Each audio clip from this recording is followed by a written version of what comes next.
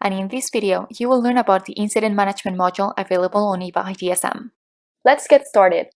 The Incident Management section is where we go whenever we have a problem and we need someone, in this case from the IT department, to take a look at it. To show you how the process works, I will submit a new ticket. You see here that the first thing to do is select the template that better fits our problem. For example, if we have a question about Workflow Studio, we would select that template and answer the questions that appear at the bottom of the form. That provides more insight to the IT team and therefore saves us both a lot of time. By doing this, maybe we could even realize where the problem was before submitting the request.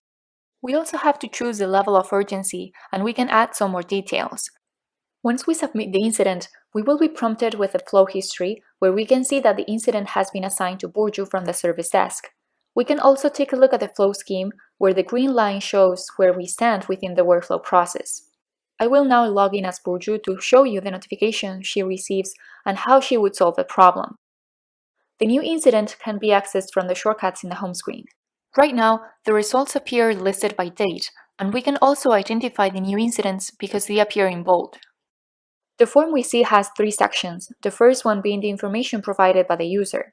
After reviewing it, we have to fill out the fields on the Service Desk tab, the service name, the category, the subcategory, the type of service, and the impact. The priority is calculated automatically based on the urgency and the impact. The last mandatory thing is to select the source, meaning we need to define where the incident came from. On the right side, you can see that it would be possible to connect to the user's computer directly. Once that is done, we can either assign the incident to ourselves or assign it to someone else. Let's imagine I work on the problem for a few minutes and then I have to stop. I could submit an update and the workflow would show that the ball is still on my court.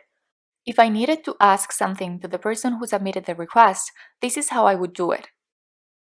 As you can see, now it is the turn of the employee who submitted that incident, so I will switch back to the previous user. I can review the question, answer it, and finally hit submit. Let's switch users again. Let's suppose that the IT employee has been able to find and fix the problem and is ready to close the incident.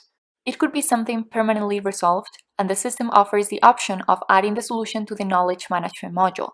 That way, if the incident comes up again, the IT team would already know how to take care of it.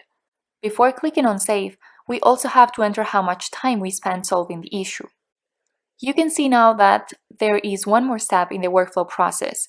The initial user has to confirm that the incident was solved. I'll switch users one last time to show you this. If everything is okay, we can close it and maybe answer this little survey about the support received. Of course, this is optional and customizable. Since this was the last step, the flow history shows that the workflow has ended.